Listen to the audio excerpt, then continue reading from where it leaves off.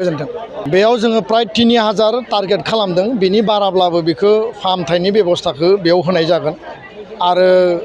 एसे होंगो दोंगो जादों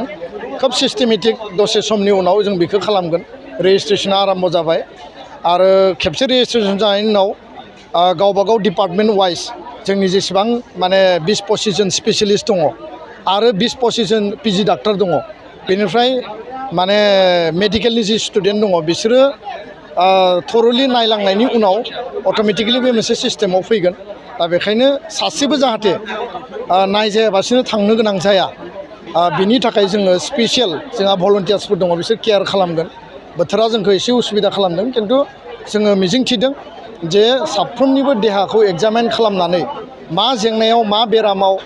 आरो गोलैनानै दङ आरो बिथांमोननो मा मेडिसिन मा ट्रिटमेन्ट होनांगौ बिनि थाखाय जोङो बे स्पेसियेल मोनसे इनिशियेटिभखौ जोङो आजावनाय जादों गोजोन्थों दिनै लांनायनि राहाया माबायदि जागोन गावबा गाव सिभिल हस्पिटालाव